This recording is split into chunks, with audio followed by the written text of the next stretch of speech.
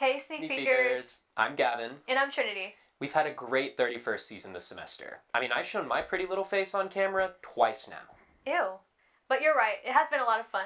Luckily, we're only halfway through, and tonight we're bringing you one last episode before our mid-season hiatus. First, Sydney and Allie are here to recap what's happened so far in the 49th season of Saturday Night Live. But if TV sketch comedy isn't your thing, don't worry, because next, Anna Kay and Sydney are giving us the rundown of all the most anticipated movie releases coming this winter. And speaking of winter releases, Melody and Hunter are talking about the release of Hayao Miyazaki's new film, The Boy and the Heron, while ranking his other iconic animated films as well. Finally, Molly and Anna are hosting a bittersweet goodbye to our graduating senior, Sophia. This is an episode you don't want to miss, so stick around. We'll be right back.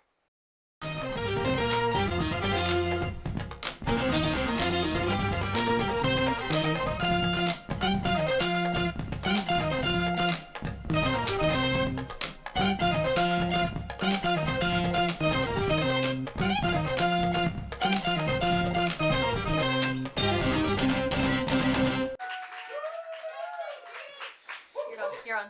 On March 25th, earlier this year, Jonathan Majors was arrested for assault charges by his ex-girlfriend Grace Jabari after she was treated for injuries at a hospital. The Creed 3 star is now being tried for domestic violence in court as of yesterday. Jabari testified that Majors had shown violent tendencies before the incident, recounting events in December 2021, July 2022, and September 2022 where he had allegedly had angry outbursts. During opening remarks, Majors' defense lawyer said Jabari's charge against Majors was out of revenge. Jabari is being questioned by the defense today.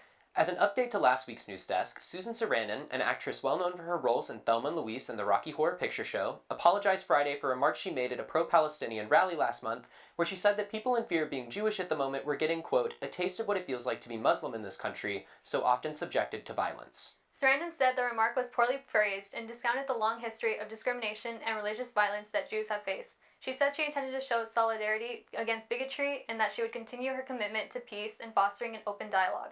In other news, Verizon announced yesterday that they'll be adding a streaming bundle to customers under Verizon's MyPlan subscriptions for unlimited data. This week, MyPlan users can pay for ad-supported Netflix and Max, formerly HBO Max, at just $10 a month total. This streaming plan is the first to offer two platforms from competing companies in the same package, and according to IndieWire, is 41% less costly than buying the two services separately. Netflix's ad-supported rates are $6.99 per month, while Max's is $9.99 per month. If Verizon's plan proves financially successful, maybe we'll see similar collaborations between competing platforms in the future. And speaking of collaborations, this season of Saturday Night Live has brought a slew of spectacular guest pairings. Here's Sydney and Allie to recap the season. Take it away, y'all. Woo! Hey, Sneak Peekers, I'm Sydney. And I'm Allie, and live from Austin, it's Tuesday night.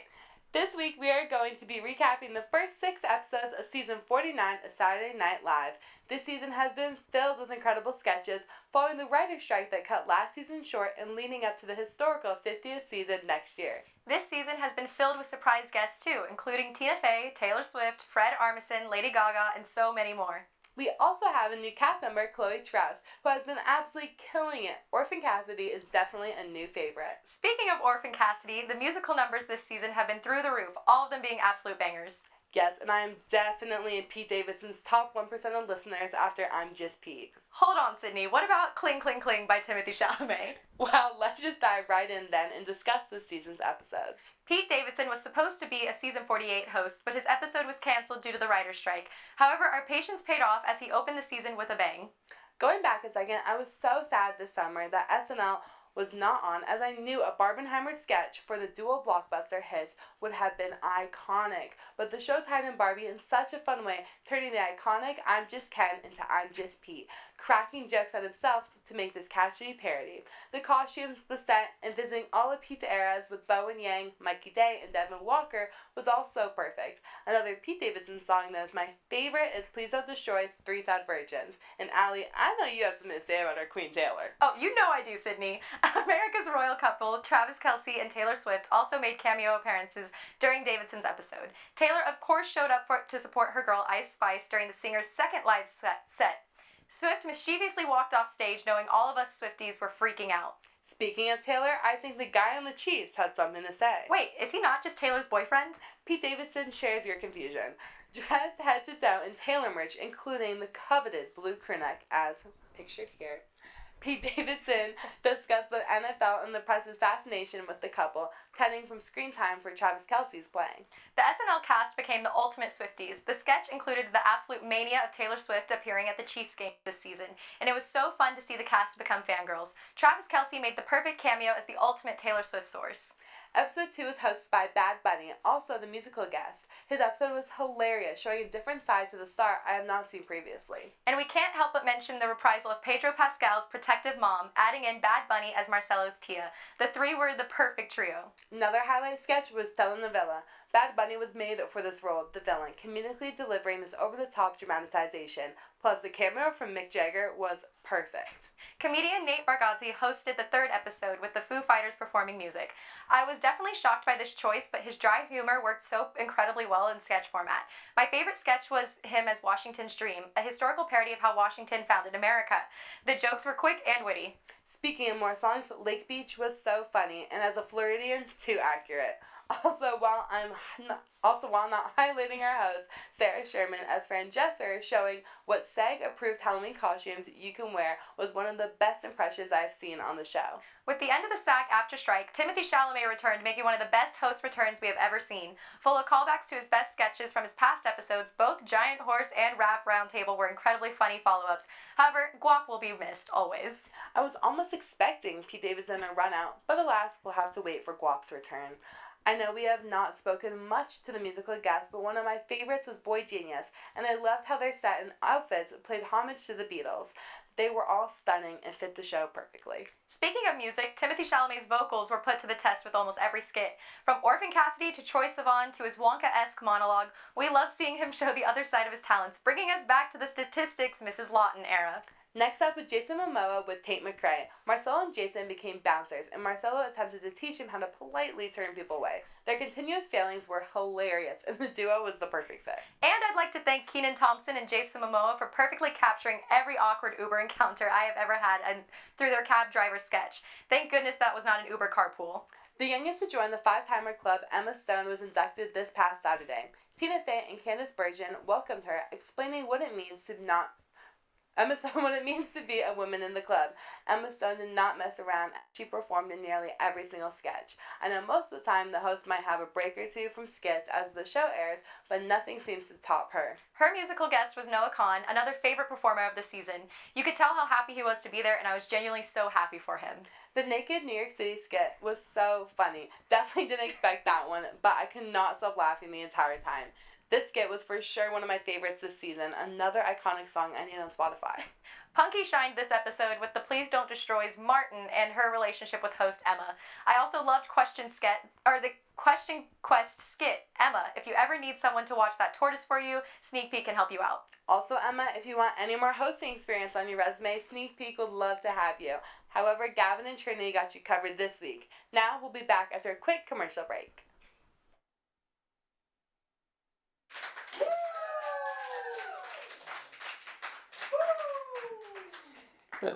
You know, all this talk about SNL's got me thinking, why don't we have a musical guest? Why would we need a musical guest for an entertainment news show? I don't know, why do they need a musical guest for a sketch comedy show? I mean, think about it. I could sing... Please don't.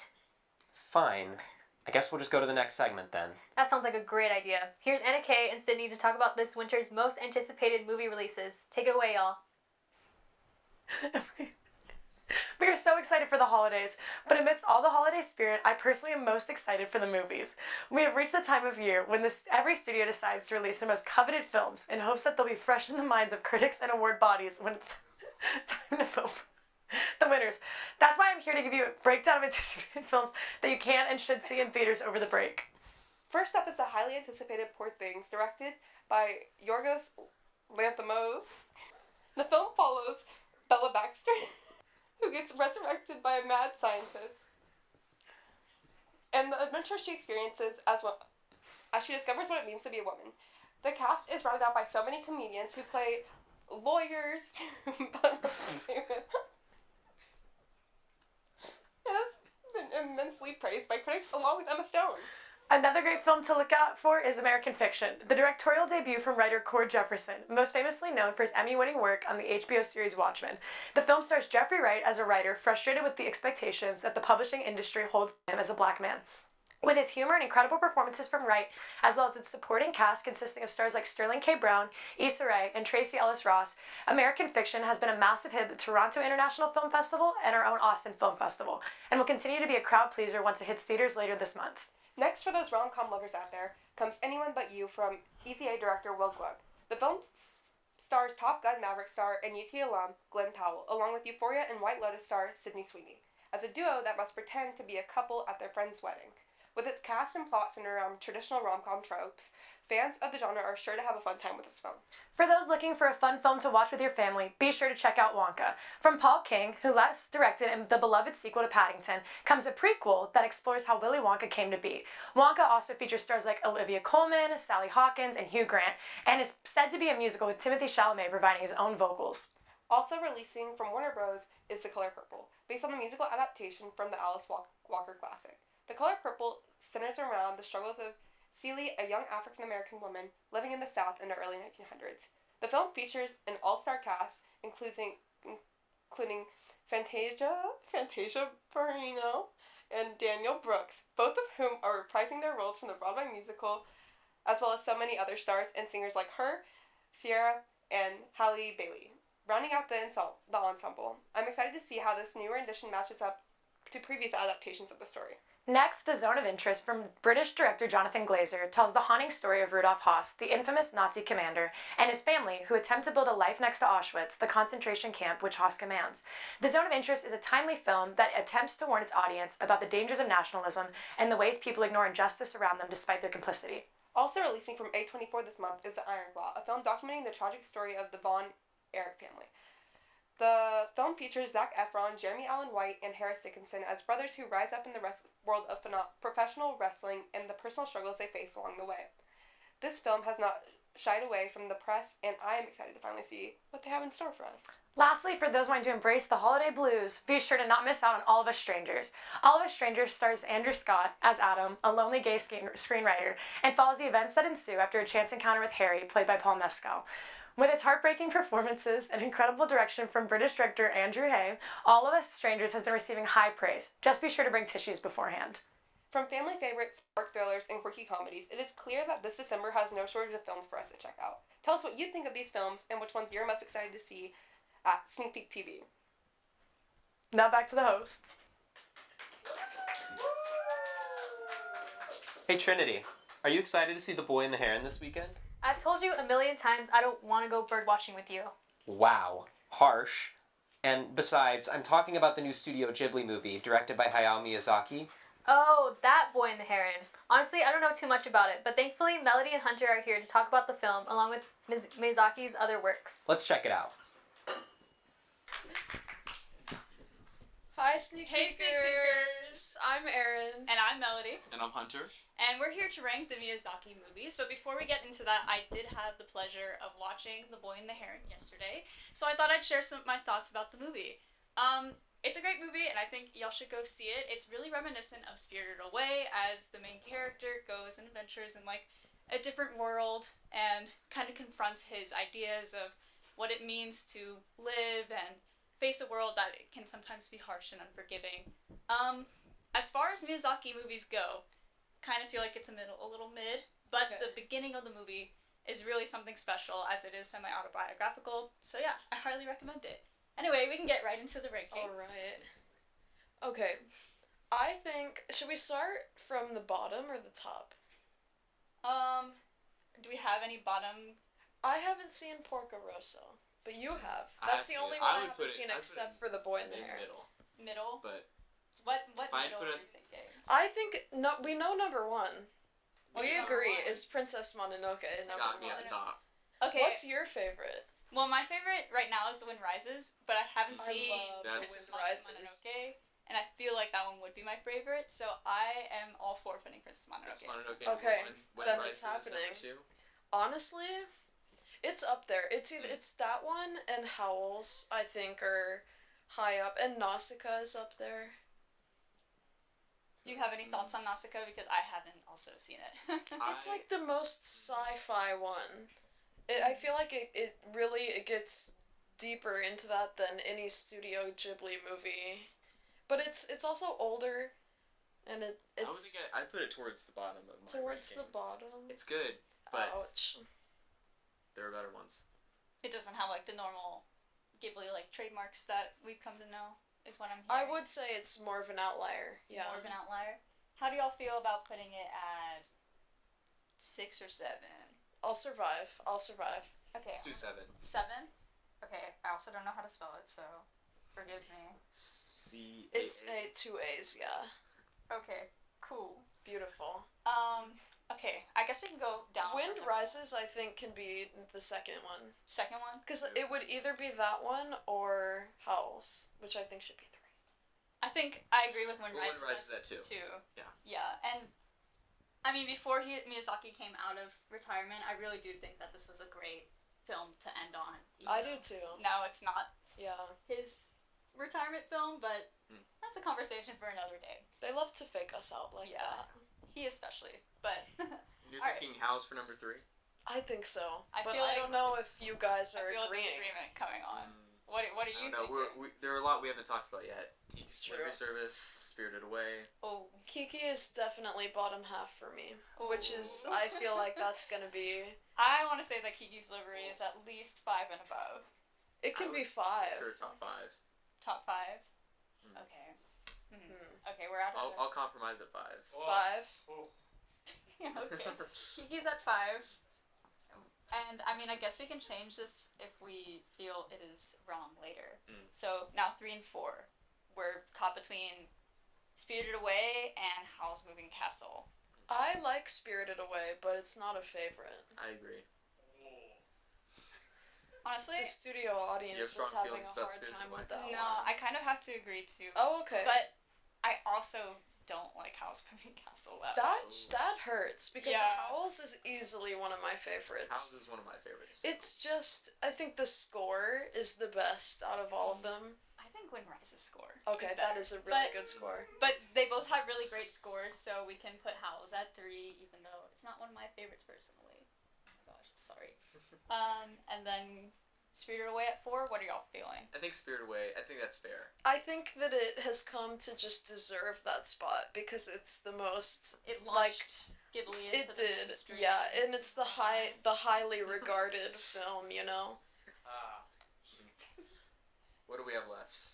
We're left Porco with Rosso. Porco Rosso. Rosso Ponyo. and Ponyo Oh. and Boy and the Heron. yes, I can't speak to that. I think Boy and the Heron should be right at 6. Like You've it's seen it. I like haven't, a so middle. I'll take your word for it. Yeah. Okay, I trust you. Alright. Because Castle in the Sky definitely beneath Nausicaa. Oh, I can't believe I forgot Castle in the Sky. I would. It's whatever. Castle Would in you the Sky have has to be argued 8 for though. that? It has to be. Okay, Can't be in the bottom 3. I'm okay with that. Okay, Castle's going in 8. Sorry for my handwriting. I was about to say, no, it's good, and then that S happened. Okay, now we have 9, 10, and 11. I feel like we're getting into movies that neither of us have seen Yeah. territory. We've got Ponyo. We've all seen Ponyo, Mhm. and I find it a little bit irritating, but I still like it. Ponyo would be towards the bottom. Yeah. So. Yeah. Porco Rosso is. I'm a big fan of. Do you like it better than Ponyo? Yes. Okay, I would Okay. trust your judgment. Yeah, since you're the only, I guess, determining factor we have here, Porco Rosso goes It's not a at. pig who flies planes. What's not? What are There's a lot of planes in Ghibli movies. There yeah. are a lot of planes. and a lot of castles. And just generally, things are happening in the sky. A lot of Floating, birds. flying, Seagulls, birds. especially in Boy and the Heron. There's like 3 different kinds of birds. In that I'm movie. really scared of him in bird form. Like, the pictures from the trailers and stuff have been scaring me for months. I still haven't seen it, but... Oh, You should definitely see it. I need to. Alright, 10 and 11, our last 2. What did we say? We're missing one. Ponyo and. Yeah, what are we missing? Oh yeah. Let's Wait look it a up. second. Castle. Wait, no, we got No, Castle. we're We not. have that.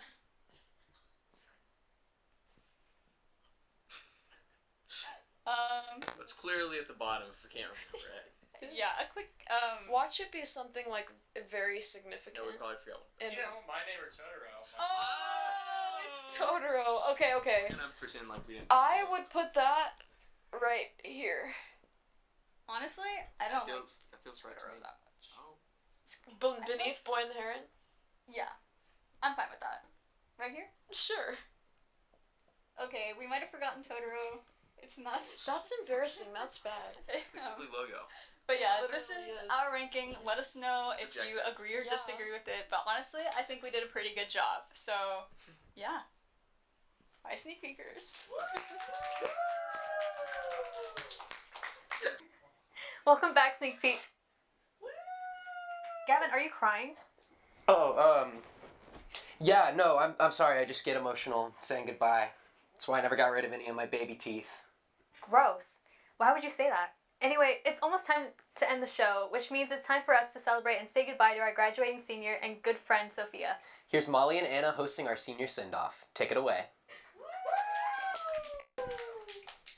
Hey, sneak peekers! I'm Molly. And I'm Anna, And tonight we are ending the show with a very bittersweet. but special senior send-off. Tonight we are here with, Sophia. and we're just going to ask a few questions before we say goodbye. Cool. Alright, so first off, what degree are you graduating with? Journalism.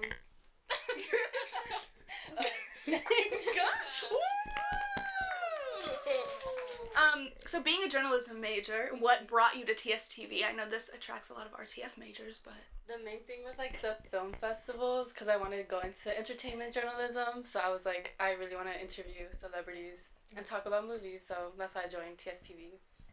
Yeah, but that's why specifically Sneak Peeks is the entertainment one. and when did you join? I joined last fall, so I've only been here 3 semesters. Oh. I saw it because somebody posted like the testimonials they were doing to promote, and I was like, that looks cool. So I just showed up one day. We're so glad you're here with us. And what was your favorite sneak peek memory? I'm trying to think. Maybe it was last year's rap party. Maybe because I was like the first time everybody was in my apartment, like all the sneak peekers. So that was kind of fun, and it ended really late, and it was just kind of fun. Nobody threw up, so that's cool. Okay. That's always a win. Yeah! But also the first like Oscars party we had, because that was the first time we started talking more. I don't know what I can say on TV, but we all started talking more, and Gavin said his story about like child acting, and I always remember that. So, That's beautiful. Yeah. Thank you. Well, speaking of sneak peek memories, what do you think you will miss most about sneak peek? probably my friends here. Like, I'm not gonna name drop, but I'll probably miss them.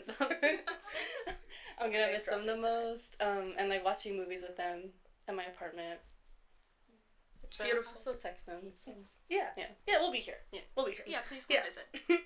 And what's next for you now that you're leaving? Next spring I'm studying abroad in Paris. Woo! Yeah, so I'm not graduating yet, but I just won't be here. So yeah, I'll be studying. I'm leaving January, and I'll be gone. And how excited are you for this new experience that you're gonna have next semester? I'm excited, but like I feel like I'll have FOMO because everybody's still gonna be at Austin, and it's just gonna be me and my best friend over there.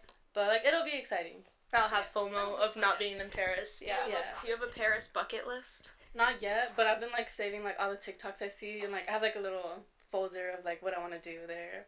The main thing is like the museums and like parks, stuff like that. And I'm gonna country hop on the weekends. Oh. Yeah, I feel like we're all just gonna be here in Austin. Yeah, That's I'm gonna have FOMO. Okay.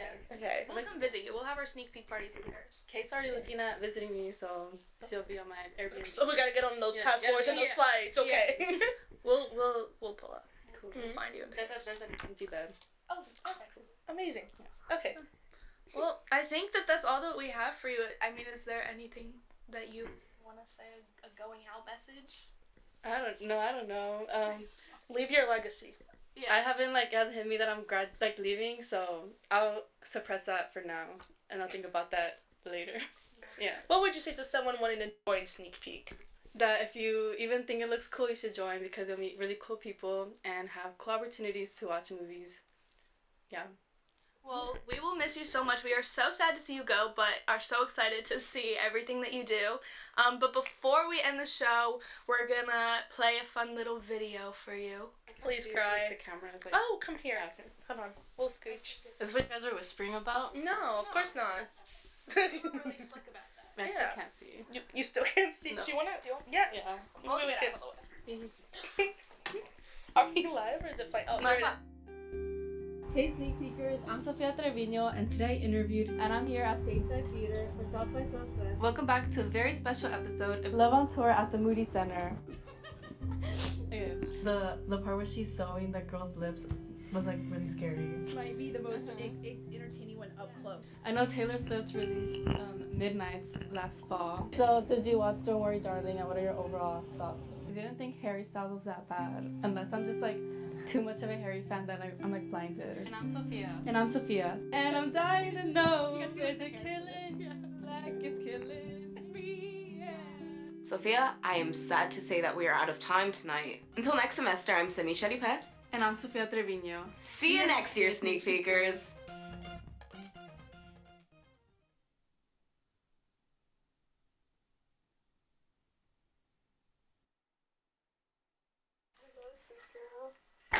This is from all of Sneak Peek. Okay. Hey, turn the camera off.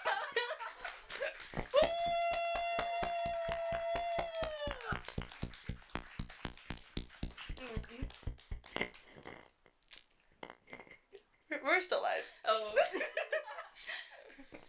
Any awards? Any last thoughts? I'm gonna start crying, so I can't speak. Go ahead. Nah, we're good. It's okay. We don't want to put you on the spot. Yes. What do I do? Yes, I'm I say bye. Bye, Sneak Peekers.